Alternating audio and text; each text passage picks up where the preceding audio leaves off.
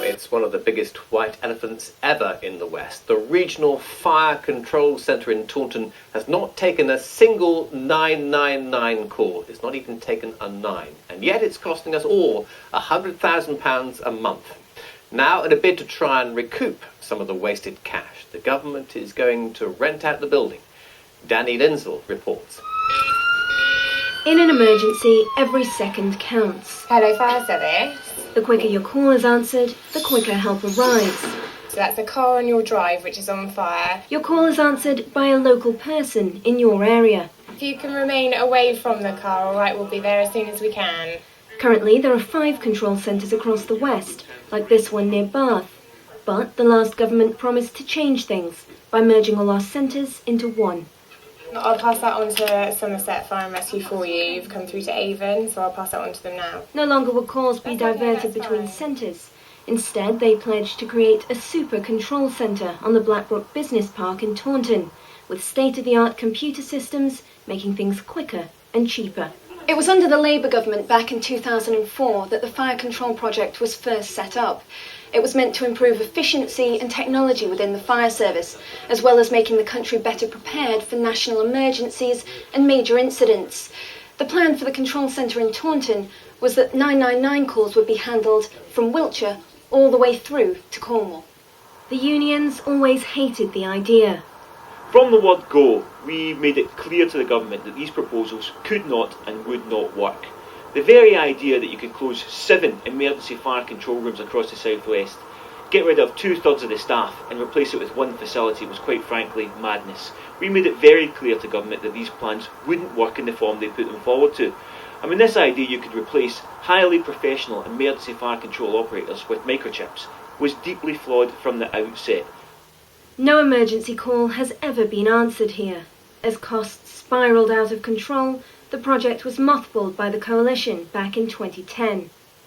They lay the blame with Labour politicians, including ex-Gloucester MP Parmjit Danda, who was Fire Minister at the time.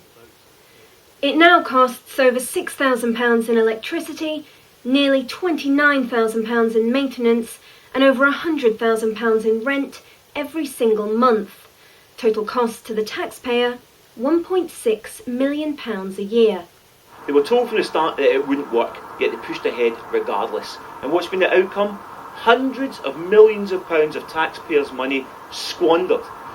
The first Labour government gave us this building. The coalition government have failed to capitalise on it or even use it.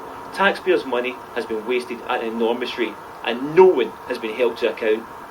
Built as a private finance initiative, the lease won't run out until 2027, so it's up for rent as an oven-ready solution with a high-spec finish. Yours for a snip at just over £450,000 a year. But the unions say politicians, still committed to PFI deals, have failed to learn from this costly mistake. And joining the debate is the former Labour MP from Stroud, that's David Drew. Welcome along. I mean, how on earth did the Labour government think this was a good idea? Well, it was a shambles from beginning to end, and as Tam McFarlane quite rightly explains, they were told, they were warned, and they ignored it, and I'm afraid it's one of the worst successes of New Labour, and they paid the consequence. I'm just wondering why. Why?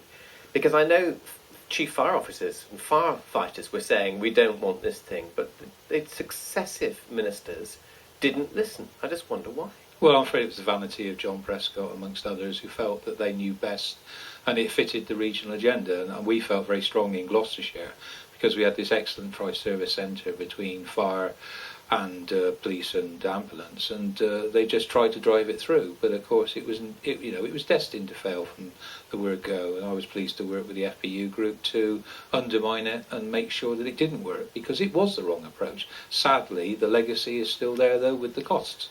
What about other PFIs? Were they mistakes as well, these private Well, finance many of them, initiatives? with the benefit of hindsight, have been proved to be mistakes. So the reality was it was becoming the only game in town because, of course, we had the restraint of the public sector borrowing requirements. So it was seen as a smart way in which you could borrow against your future requirements, but it hasn't really worked. So even in the good times, the Labour government had maxed out on the credit card and then found a new way of getting credit.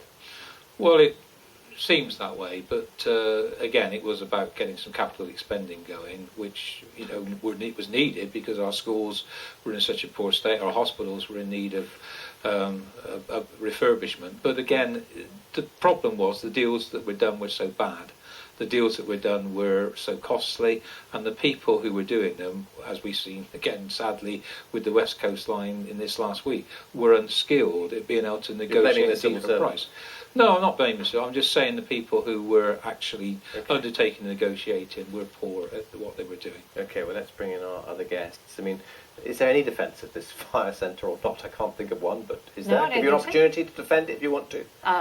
I wouldn't want to defend it in the slightest, because I think, I actually think PFI is an appalling way to go down. I mean, the whole point of coalition is to try and get us out of the hideous mess that we're in, and that's a pretty good example of how we've got there. Across the UK, there's something like £73 billion worth of borrowed money through PFI, which we know already the estimates for paying back are 300 billion. There's been 50 since you two came to power. Yeah, 50 absolutely. new I don't agreements agree on with PFI. it. I think you should, I still am pretty much of the view that you try and make sure you know exactly what you're doing before you borrow money, make sure you can pay it back. This is actually payday loans for government, and it's disgraceful. I guess the other side of the coin is if you didn't have this, then schools wouldn't have been built, hospitals wouldn't have been built. There's two things here, I think. Firstly, and David touched on it, it's about government and then the Labour government being out of touch. If you speak to any firefighter, they would say that the local knowledge of those local centres was absolutely crucial in getting the vehicle to where you needed to go, and you can't replicate that in a computer chip. The second thing is that the public sector is historically really bad at negotiating with the private sector. So on any deal with that, you have the private contractors running riot. Absolutely. Yeah. And if we're going to sort that out, we have to have a really good look at how we negotiate those contracts with the private sector. Otherwise, it gets flattened. What about it? When you're in government, you seem to get this arrogance. Whether it's going ahead with a project that everyone is advising you shouldn't do. Whether it's police commissioners, frankly, or fire brigade headquarters.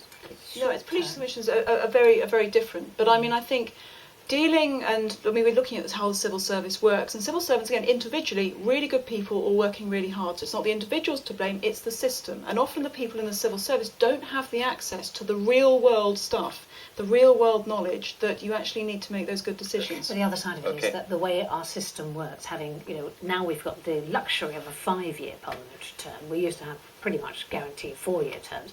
No one can change the system in that time. So long-term decisions.